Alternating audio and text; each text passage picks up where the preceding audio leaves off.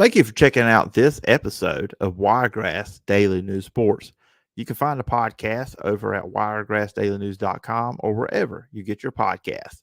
If you're on Apple Podcasts, please follow, rate, and review. Leave a review, and I will read it on a future edition of the show.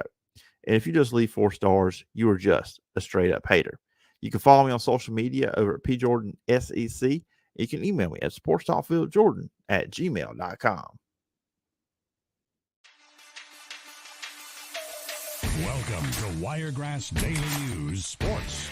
This is your daily look at sports in the Wiregrass and the Southeast. Dothan Wolves on 96.9. The legend producer Phillip Jordan breaks the news, covers the games, and talks to experts in the Wiregrass and Southeast. And now, Phillip Jordan.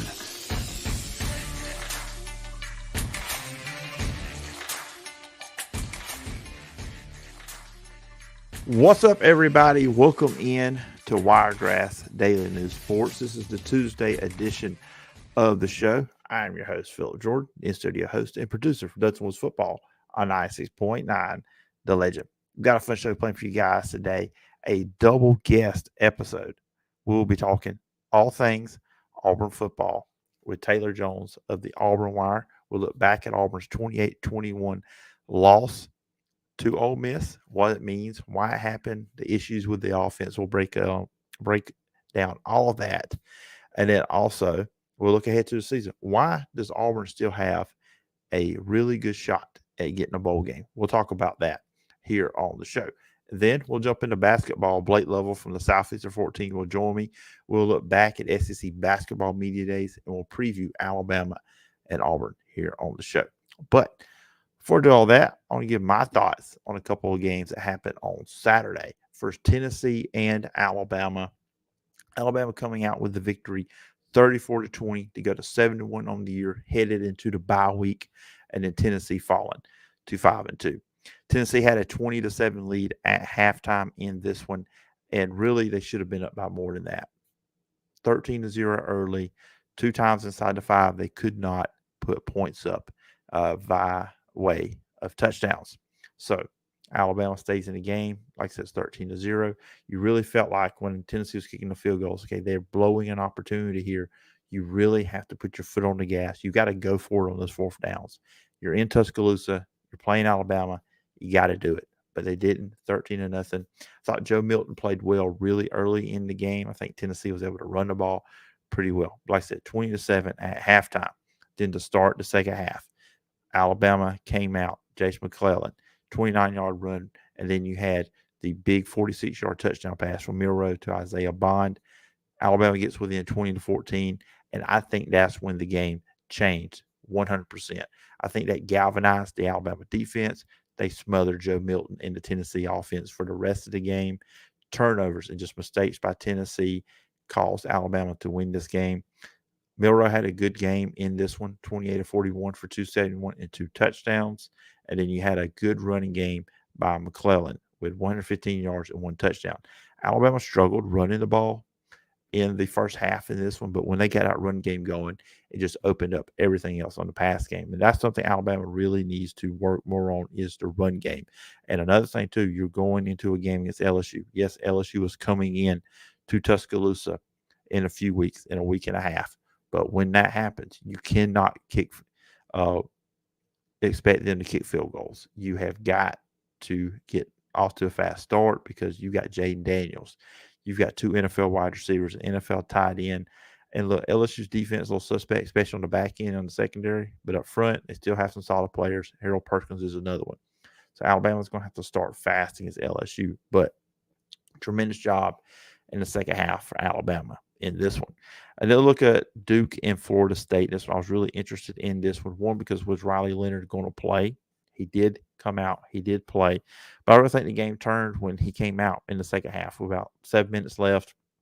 He went out of the game, and then Florida State took over. Just the Duke offense just could not move the ball from that point.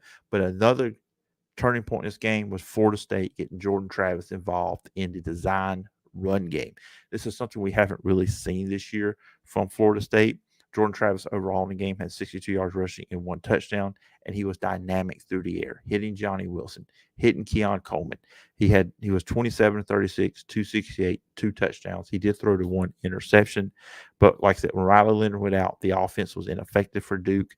Duke was running the ball really well in the first half. They had 2 times they had leads of 10 points in this one, a 10-0 lead and a 17-7 lead in this one. They stopped Florida State twice on downs in Florida State's first 2 possessions, so they had a lot of momentum going into Tallahassee.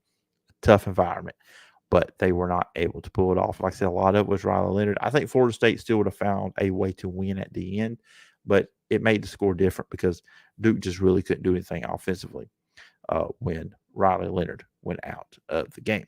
So that's just my thoughts on those 2 games. Now we're going to jump into my 2 interviews. First up, Taylor Jones from the Auburn Wire, and then Blake Lovell from the Southeastern 14. All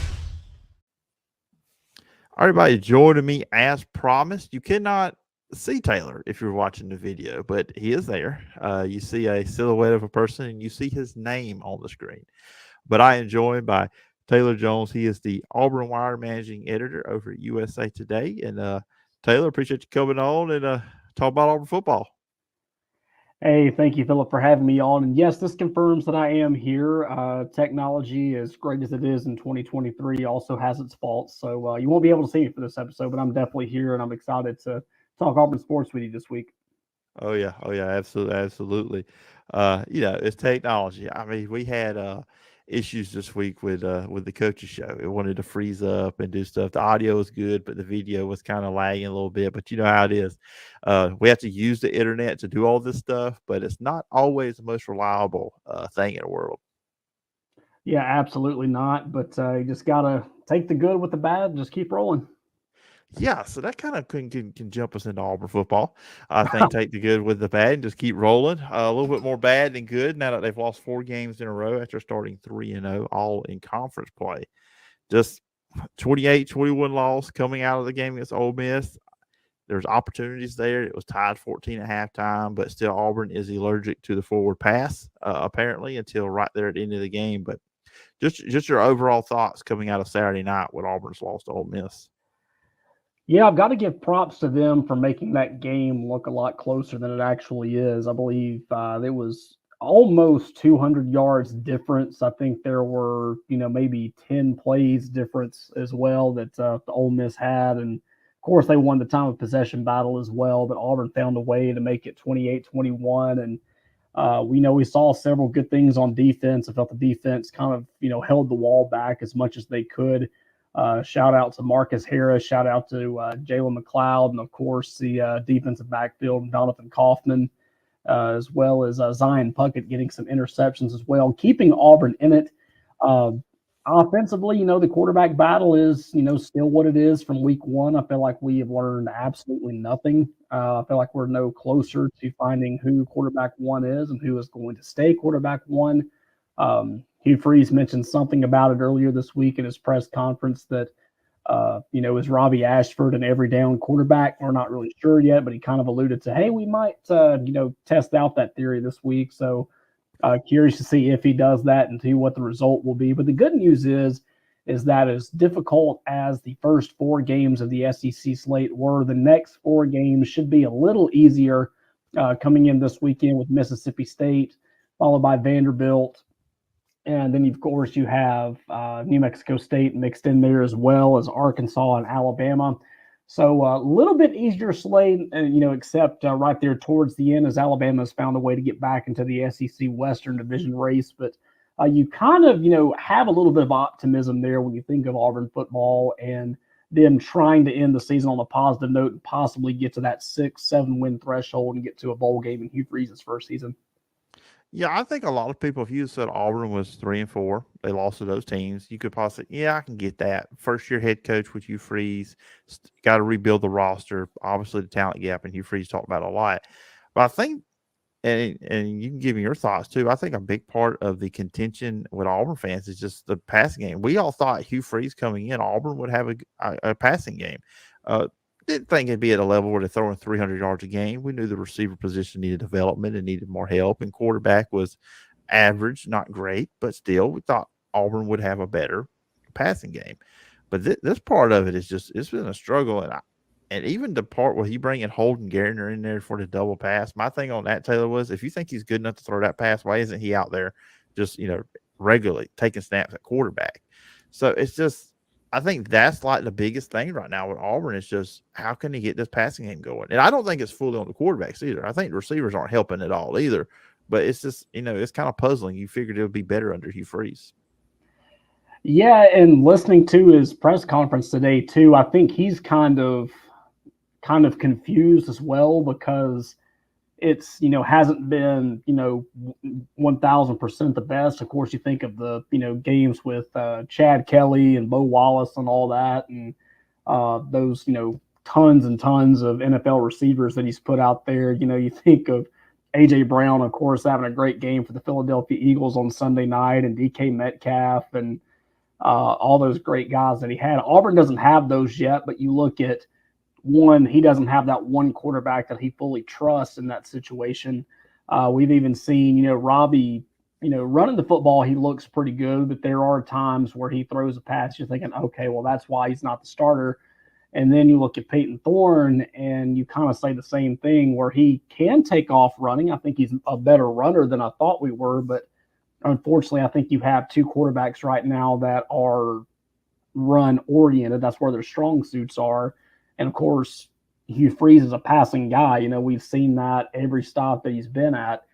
And so he's a little confused right now. He, trotted out a different rotation of receivers. We saw Caleb Burton out there instead of Hollywood Hooks and Nick Mardner and all those tall guys. He's sending out Jay Fair, of course. Jay Fair's, been the consistent guy throughout.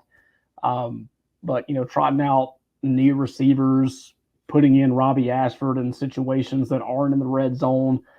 And he even mentioned a little bit of this, too, about the play calling. He said that Philip Montgomery is still going to be our guy, but I approve all the game plans, and if I need to take over, I will. So I think it's just trying to find what works, and it's taking him a lot longer than he would like, of course. He'll be the first one to tell you. And second of all, it's taken a lot longer for Auburn fans to kind of figure that out as well, too. So he's just kind of flabbergasted at this moment. I feel like that'll change over the next couple of years. He may try to go in and get another quarterback in the portal. And, of course, you have Walker White coming in, too. He'll be, have a couple of years to get ready. A couple other receivers that will come in as well. So I think this is just, more on him right now, as it's not as easy as he thought that it would be. Or actually, I take that back. He knew that it was going to be difficult, but I don't know if he knew that it would be this difficult. And props to him for still trying to find ways of trying to make it work. We tried this, we tried that. It's not working. We like this instead of this. So it may take a little bit longer, but I think coming in at this time with this part of the schedule, too, with Mississippi State coming in and Arkansas coming in, we saw how great of a game those two played over the weekend in Fayetteville. So I think over the next 2 or 3 weeks, things will slowly start to come together. And, hey, who knows? We may see a completely different team when the guys from Tuscaloosa roll in November. Yeah, that's true. Defensively, it was another case Saturday night. Look, the only time I really think Auburn did not play good on defense this season was against LSU. But who has played good defense against LSU? LSU was going up and down the field against everybody. I mean, heck, even Ole Miss, they allowed a lot of points to LSU, and they won the ball game. So, yeah, you're exactly right there. Not a lot of teams have had defensive success against those boys. I think the only team that can beat stop the Ole Miss offense is the Ole Miss offense at this point. Right. But, early on, Ole Miss had success. The tempo was giving Auburn trouble. There was a couple third downs where Auburn did off the field. But when you look at it from the stats from Saturday night, Ole Miss was 2 of 11 on third down. They were 2 of 4 on fourth down, which we know Lane Kiffin's going to do that. But the run game, I think it did get a hold of Auburn there in the fourth quarter. I mean, it wasn't 21-14 until right there at the end of the third quarter. So Auburn's right there in it. It did kind of feel like when it went 28-14, that kind of really took a lot of air out of the stadium. But Auburn's defense, they did what they had to do. They kept Auburn in it, and it kind of goes back to the offense. If Auburn just had average offense Saturday night, they'd probably win. Yeah, you're right. And, I mean, I feel like that's been the case for the last several years. I can remember times in the Gus Malzahn offense, same situation where Gus Malzahn comes in and he's, this offensive guru, which we, of course, saw that in 2010, and we saw that with his Arkansas team in 06, 07, whichever year it was. But it ended up being the defense that was a strong suit, the Kevin Steele defense that was really keeping Auburn in games, and the offense just could not execute. But yeah, I mean, I've been surprised with the level of play, especially with Marcus Harris. That was one guy I was talking with our other writers before the game, and I said Marcus Harris is going to be the guy that's going to disrupt Jackson Dart. He's going to disrupt Ulysses, and he's going to disrupt Quinshon Judkins as well. That's going to be the guy on the defensive front. And if he pushes them back out, then, of course, you've got Jalen McLeod. He had a couple of really big hits in that game, too. Jalen Simpson, not as much of a factor as we have seen him before, but, the defensive backs, Nehemiah Pritchett coming in, having a really good game. Zion Puckett getting an interception. Donovan Kaufman kind of getting back into it, known more for his pass rushing ability, but he came in, got an interception as well, and got into the backfield as well. So the defense has plenty of talented players that will help them get there. But if they can ever get the quarterback wide receiver situation figured out, even Jarquez Hunter, he had the best game of the season, but it was still not where you expect Jarquez Hunter to be. I think he was still held to under 100 yards, I think right at 90, 91 yards, I believe. So even he's not performing to the level that Auburn fans expect him to. But, I mean, I agree with you there. You have an average outing. You have Peyton Thorne throwing for maybe 150, 160 yards. Then Auburn may win that ball game or possibly even lose by as less of a field goal. So the defense is doing their job, but when they have to do the entire thing, things tend to get a little slippery out there. Yeah, I just feel like this team just defensively doesn't have the depth right now to kind of go wire to wire defensively like that. They're going to wear down, and we saw it in the fourth quarter. We constantly have to be back there on the field. And then looking at what they got next, got Mississippi State this Saturday, 2:30 game. Mississippi State, I watched the game against Arkansas, Taylor. That was a hard watch. They did win 7-3. You got to feel like good, though, if you're Auburn. You're going to be at home again. If they don't have Will Rogers once again, you got to feel good about Auburn's chances. You feel like they put up enough offense. I feel like you win this game. You get the 4-40 and you go to Vandy. You should beat Vanderbilt. That's 5. And then you got New Mexico State. And that's 6 wins. And who knows what the state of Arkansas is going to be at. They just fired Dan Enos, their offensive coordinator. So you look at that. I see 6 wins here, especially if you beat Mississippi State on Saturday. Yeah, that's kind of how I see it working out too. Mississippi State, a lot of people wanted Mike Wright as the quarterback over Will Rogers. I'm like, how in the world, with as great of a passer as Will Rogers is, how do you even say something like that? And I think we saw that against Arkansas the other day. A lot of people were calling for former Auburn linebacker and former Auburn coach Travis Williams just to go ahead and overtake the Arkansas program because of how great his defense played as opposed to what Arkansas's offense did. And, looking at some of the numbers, I mean, Auburn fans, tend to look at how, rough the season has been offensively.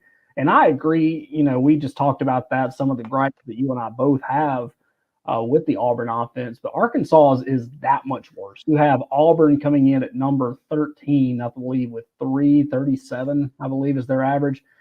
Arkansas has just over 300 yards that they average an entire week, and that's unacceptable when you have KJ Jefferson as your quarterback. Mm-hmm. No, Rocket Sanders has, kind of been in and out of the lineup. He's been out more than he's been in, but when you have those two guys and the receivers that he has to choose from, that's just unacceptable.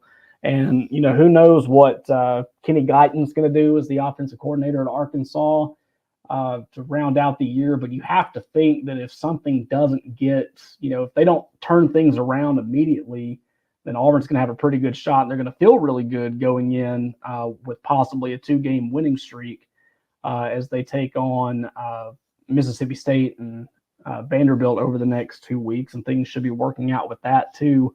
But yeah, I mean, I possibly see a 7-5 season coming in. I'm with you. I think the Arkansas game is really going to hinge on what their morale is like. But if they're, go ahead and packing it in and let's go watch Muss and the boys basketball, I see Auburn going 7-5.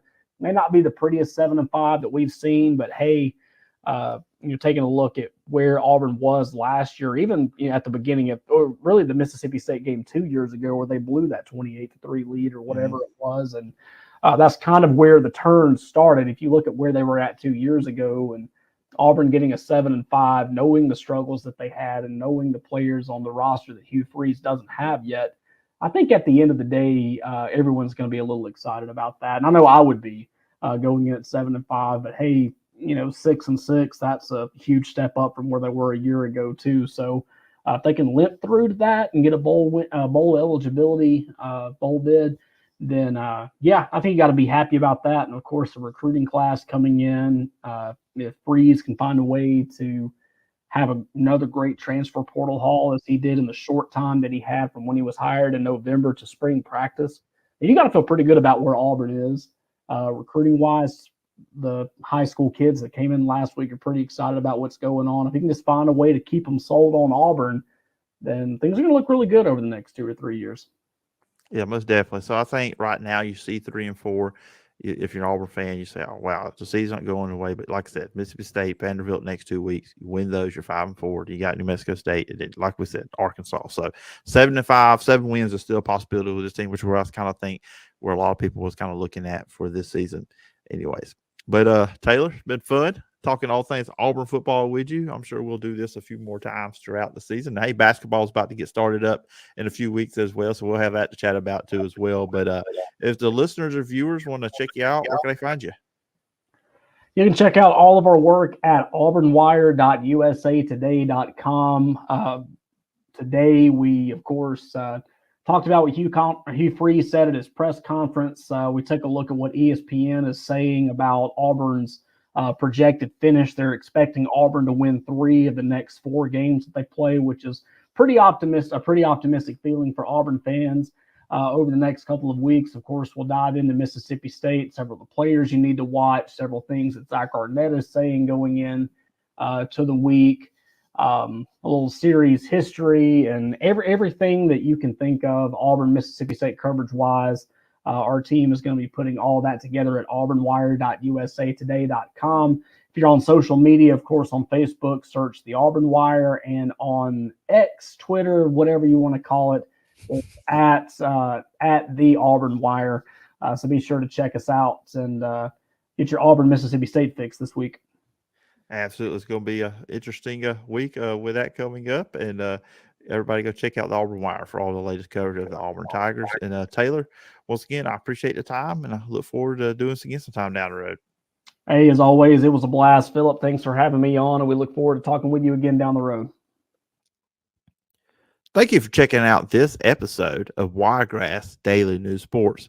You can find the podcast over at wiregrassdailynews.com or wherever you get your podcasts. If you're on Apple Podcasts, please follow, rate, and leave a review, and I will read it on a future edition of the show. And if you just leave 4 stars, you are just a straight up hater. You can follow me on social media over at PJordanSEC. You can email me at sportstalkphillipjordan@gmail.com. Everybody, next up here on Wiregrass Daily News Sports. As everybody saw, my thing just fall off in the background. It's okay. You'll see part of my window here on the feed on the video here. But anyways, I am joined by Blake Lovell from Southeastern 14. Also check out his NFL podcast, Established the Pass. We're going to talk some SEC basketball, predominantly Alabama and Auburn. But Blake, it's always a pleasure to have you on the show. No, I always enjoyed Phillip. Thanks for having me on. And it's hard to believe college basketball season is almost here, but here we are, 2 weeks away. So, yeah, I know. I was watching football on the SEC network, and then I started seeing the advertisement at the bottom. SEC Media Days, 18th and 19th of October. I said, all right, it's coming. It's here, which I know is the 6th and the 7th of November when everybody kind of gets going. But SEC Media Days was last week. I thought no better time to have you on. They've got Tennessee winning the conference. Anything stick out to you where everybody kind of found everybody? Yeah, I mean, I'm not surprised by the Tennessee pick because I think that's who I would pick to win the conference right now. I just think that overall, especially if they get Zakai Ziegler back, don't know what that time frame looks like, but if he plays this season, that gives you an all SEC guard, and to add to a pretty good team already that's pretty deep and defense. We know what to expect. I think they'll be better offensively. So, I mean, I thought that was pretty, understandable to have Tennessee there. Not really surprised, I guess, much else in terms of the order, because again, there's a lot of similarities. I think, for me, Alabama and Auburn, I could see them sandwiched together. I know they were picked 5th and 6th. I don't know if I could see them at, I could see them at 3 and 4, 4 and 5, 5 and 6. So I'm not shocked by that. I think those are two teams that, I've said going into it, I think both teams have questions, but I think they're still both capable of winning the league if they answer some of those questions. So yeah, it's, as you know, and we talked about over the years, it's just kind of one of those things where you look at kind of the way this league is structured now, kind of had the real big influx of new coaches last year. Saw some of those guys come in and have success right away, specifically Dennis Gates at Missouri. It's just hard to kind of keep your spot, and not be a team that falls backward significantly. But I don't think Alabama and Auburn are going to be in that spot given their two coaches. So, yeah, it was just kind of interesting going into it. I start with Alabama, and just they ranked 24th too in the AP poll too as well, NATO's. And I just want to ask you too. You look at Alabama, and they've had a lot of success, NATO's, and you look at last year, 31 wins, the most in school history, and number 1 seed, SEC regular season and tournament titles. But obviously, the up tempo, the 3-point barrage style of play, Alabama likes to play. Is that conducive to winning in March, you think? Yeah, I think it's one of those things where it's just a matter of who you're playing, and I think your opponent's style, right? Because there are some teams that you can really overwhelm with that type of style. And we've seen that so many times now under Nate Oates. We've just seen examples where they just go off and they just blow teams out for no reason other than they push the tempo, they're making shots. Other teams just can't keep up. They can't slow them down. And so, yeah, I think that is one where you see that. But then, of course, you are going to see different examples where, you look at you can really take last year for an example, right? If you just kind of look at the way the San Diego State game played out, now that was a team obviously that wound up going on a great run and, getting as far as they did to the national championship. A great defensive team that does, kind of dictate the tempo and, possession type stuff where they just really grind you out. Sure, that could always be one that I think you look at and say, okay, if we're looking for a team that could, make us struggle. And obviously that was a great perimeter defensive team. Where they holding opponents to like 20, 28, 29% from 3. So it just, yeah, you have that prototype, I think, of a team that can counter that type of style. But as we've seen, like I said, I think it's just, they know what they are recruiting to in terms of style. They get guys in there that can play that style, understanding that you've got to have the right players to do it.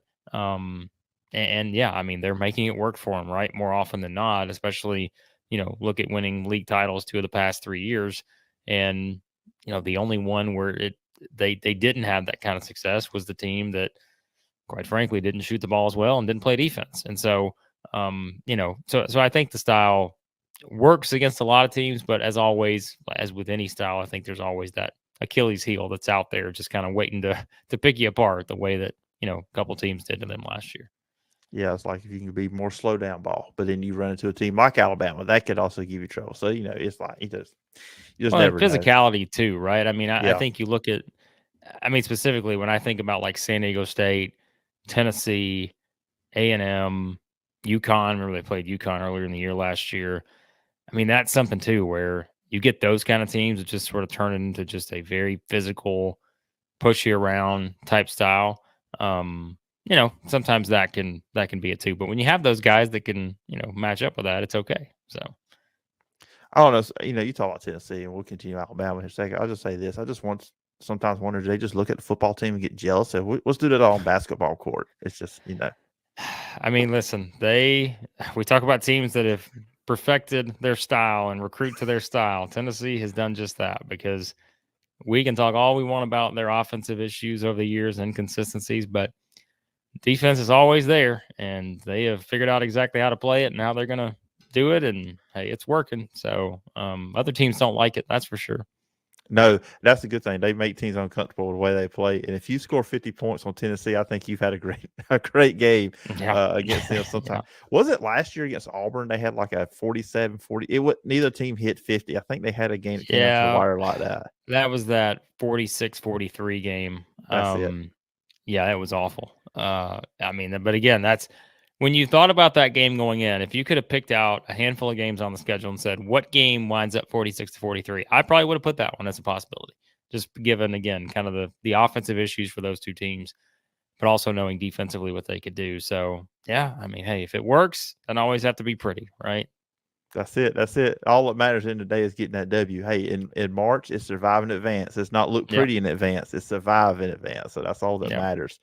Of course, Alabama, too, you look at it, I mean, they got a lot of guys replaced from last year. Now, they've dipped into the portal, but obviously going to start out with Brandon Miller. And obviously, you cannot replace him with one player. But also look at Noah Clowney and then, Charles Bediako. I mean, Bediako was a rim protector. I remember when they played Kentucky.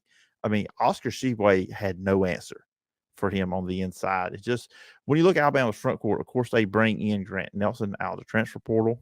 He comes from North Dakota State. I mean, he's voted first team All SEC. Hasn't played in the SEC yet. What's your thoughts on how this team's front court could look?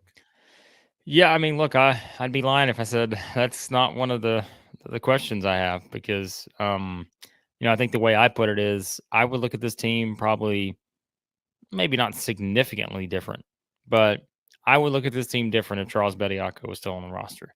I would say that may be my team I'm picking to win the league right off the bat. But I think, and look, right, we could say that about Miller or Clowney too, but I think Bediako for this team was the one that they really needed a guy like that. Because I don't know that I see a guy like that on this roster right now. Because again, Grant Nelson's going to come in, and we know, right? Like, what are the things that most excite people about him? It's the offensive side of the floor, and all the things he can do, just in terms of all those things. Now, of course, he also blocks shots, right? He's 6'11", but I think it's going to be a transition. I feel like defensively, offensively may not be as big of a transition, but defensively, I feel like we always see this with guys who come into the league, that have coming in, that are transferring in from, up transfers, basically. There is a transition to just the physicality of the SEC, like we talked about a minute ago, on ball, defending, those kind of things. Like when you're guarding, guarding a Janai Broom, find yourself guarding, Toulouse Smith and guys like that. It's a transition. And so I think he's going to be fine though, right? Like you said, he's picked first team All SEC. I have no issue with that. Nick Pringle, I think, could have a breakout season. He's obviously going to get a lot more opportunity to do that this year. I think, to me, you bring in a Muhammad Wagi for West Virginia. He'll be someone I think that'll help them defensively. To me, I think the key guy in the front court is Sharon Stevenson. And I just think you're talking about a guy who reclassified, 6'11" freshman, top tier guy who can protect the rim. But, is he Noah Clowney? Is he Charles Bediako? No. I mean, that's placing unfair expectations on what he's going to be able to do right away. So I think you've got a lot of answers in the front court in terms of, like, if you have specific questions about things, it's like, okay, yeah, it's probably going to be that guy that does that, or that guy's going to do that. But I think it is sort of a wait and see approach for me, because it is much different than it was a year ago. I mean, as I said a minute ago, what's the common denominator in the two championship teams that Alabama's had in recent years? It's not been just the elite offense. It's been the defense. It's been because they've just been so good defensively. And I've said, I mean, everybody knows it. Alabama fans, I know, get on to me, but, like, hey, that's the question I have. Can this team be as good defensively? Can they be elite on defense? And that's not just for the front court. That's across the entire board. I don't know. I can't strongly say yes on that question. Whereas last year, I think I could have easily said that going into the season. So that's the one thing I wonder about. And it is going to start with the front court, though, in terms of just the rim protection. Yeah, then in the backcourt, of course, they lose, Javon Quinterly. He transfers to Memphis, but you bring in Aaron Estrada, comes from Hofstra, a good three-point shooter, which we know that's what they like. 37% three-point shooter, 20 points per game last year. And then Mark Sears there in the backcourt. How do you see their backcourt? Yeah, I mean, I think it's like when you start with Sears, you're okay, right? Like you got Mhm. somebody who's been in the league now, he's played, scorer, assist man, he'll drive the defense in the perimeter just because of how many steals he can get. But then, beyond that, right? Again, it's the same thing. It's you're banking on a lot of guys stepping up and replacing all this production that you lost. And I think that they've got options, whether it is Estrada, um, I think just his scoring will be terrific there. He'll also be able to defend pretty well, I think. Up transfer, all right? He's transferring from Hofstra. Latrell Wrightsell, up transferring from Cal State Fullerton. Someone else who I think he'll play multiple positions for him. Kind of a big physical type guard. I think that will be really good in the SEC, as we know. Rylan Griffin, someone who I would imagine starts some games for them, just given the experience of last year and now coming back into the fold on a team like this that is replacing a lot of pieces. Chris Parker, another guy. Just keep going. I think that's where, when you look at it from this standpoint, I mean, again, it feels like the same thing as the front court, where it's like you're banking on a couple different guys stepping up. By the way, I forgot to mention Sam Walters earlier too, Mhm. in the front court. Someone else who obviously high expectations for him. I guess one of the recent, was it the scrimmage they had or something? He was the kind of the MVP, I guess. So yeah, so I mean, you've got a deep roster. It's just you see how this all pans out, and I don't know, is this team going to shoot it as well? I don't know, because it's really going to depend on if some of these guys come in or making shots right away. But they'll get their opportunities. Guards are going to get their opportunities in a NATO system. So I'm intrigued to see how the rotation, and that's what I said. I think Alabama's one of those teams minute wise. I have no idea what to predict in terms of what that 1 through 7 rotation looks like. Who gets this many minutes? I know Sears is going to be on the floor. I know Nelson's going to be on the floor. I mean, beyond that, again, if you're just talking about, you have a pretty high expectation of who's going to be doing what. But in terms of the minutes distribution, it could go a lot of different ways with everybody else, I think. You brought up being able to shoot the ball. Let's go over to Auburn, which that was something where they were not good at last year, the 3-point shooting. I would say they weren't good at it, just there was not consistency, on night in, night out. I think outside of Trey Donaldson, maybe that was the only consistent 3-point shooter they had. But looking at Auburn, and last week at Media Day, Bruce Pearl would not commit on a starting 5. He said our top 5 may not be the best in the SEC, but our next 5 are just as good. So the depth there. And obviously, Janai Broome is there, and you got Jalen Williams up front. But just, when you look at this Auburn team, just what sticks out for you with this team coming into the season? Yeah, I mean, look, their front court can compete with anybody. I mean, I think that's pretty clear when you just look at the depth there. When you start with Broome, an SEC Player of the Year type guy. Jalen Williams, I've always said Jalen Williams is one of the more underrated players in the league, but he's not underrated anymore because he's done what he's done now. Started 33 games last year, and 20 times I think he had double figures in points. And so, yeah, he's not underrated at this point. Dylan Cardwell, someone else, he'll block shots. So just with those 3 guys right there, like that is a great starting point in terms of your front court. And then, you've got other guys who are coming in, right? Whether it's a Chad Baker-Mazara, I know is getting a lot of, high praise, I think, heading into the season. Transfer from Northwest Florida State. He'll be able to make shots for him, I think, in guard too. But, so if you're looking at like who's going to start, I think it's pretty clear Broome and Williams are in there. But I do think it's interesting to think about what else it looks like, because you got options with those 4 guys specifically in the backcourt, whether it's Katie Johnson, Trey Donaldson, Aiden Holloway, Denver Jones. I think this team's going to definitely shoot it better because we know Holloway can shoot it. You got to, how many times have you heard that before the Bruce Pearl team? Here comes a stud freshman coming in who can shoot the ball. That's a good thing to hear. And so, yeah, he can shoot it. I mean, Denver Jones will be just made an average 20 points a game like he did in Conference USA, but I'd be surprised if he's not a double-digit scorer. KD Johnson brings experience, may not bring a lot in terms of just consistent three-point shooting, but that's an option too. And that's where I think it becomes intriguing. Do you see a Janai Broome be able to step out and make threes?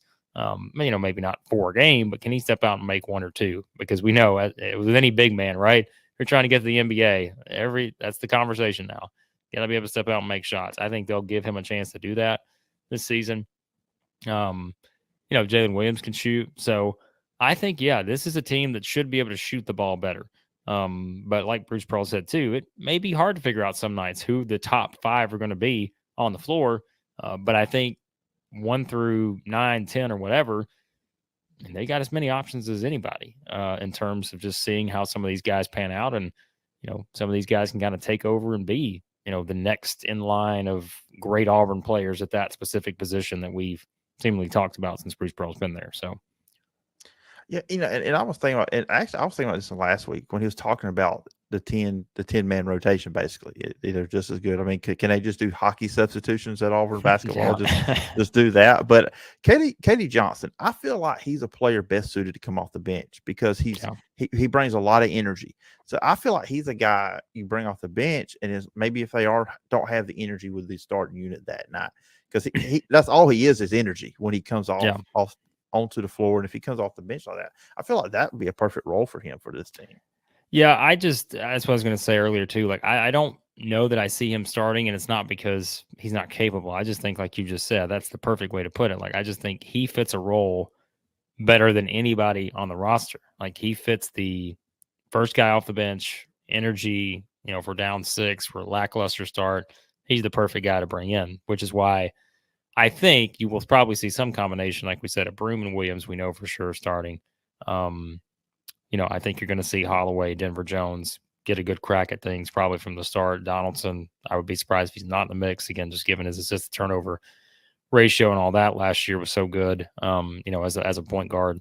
And so, yeah, I think that's where Katie Johnson, the experience and being the 6th man last year, and 2 defensively, right? That's where he's going to make his mark, isn't it? I mean, he's someone just with the energy and everything. Like, we know he can score, but like just the way he plays, like that gives them something defensively off the bench too. So, yeah, I mean, they've got a lot of options in terms of how they rotate, this roster. And yeah, I mean, I think you put Auburn in there with another team where it's like, man, what does that minutes distribution look like on a team like this? All going to depend on how some of these new guys really fit into the mix. Like I said, whether it's an Aiden Holloway, Chad Baker, Mazzara, guys like that.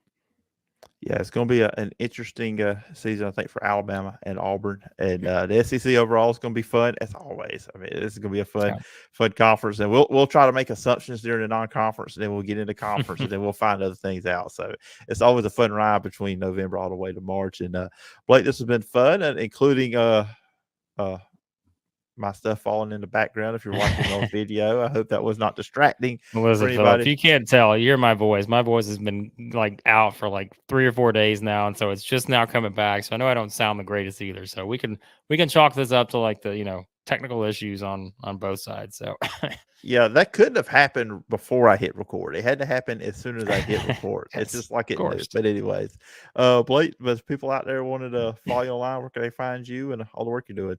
Yeah, I always appreciate it, Phillip. Yeah, you can follow me on Twitter /X, the Blake Lovell. You can find everything there. And, of course, all the SEC stuff we do, Southeastern 14 on YouTube. You can search for that there. Of course, lots of SEC basketball stuff to get you ready for the season and SEC football as well. And, yeah, I know we'll talk a lot more about other stuff on the next time around. I know we wanted to get to some more stuff. Both of us had some scheduling things. But, yeah, always a fun conversation, Phillip, and always enjoyed. Oh, yeah. All the time. Always fun, Blake. But I appreciate the time, and I look forward to talking again sometime down the road. You got it, my friend. Thanks. All right. I hope you enjoyed both of those conversations with Taylor Jones and Blake Lovell. And we'll talk to both down the road with some more good stuff. We have a comment for people listening to the podcast on Tuesday. We are streaming this on Monday night, just kind of doing something different with it, just see how that works late on Monday night after 10 o'clock. So don't expect a huge audience or anything. But we did have a comment I'm going to throw up on the screen by Eddie James. Good show. So we'll appreciate that. Appreciate the comments. And so we'll see if there's something we do in the future with the show, just kind of just playing around with it here tonight.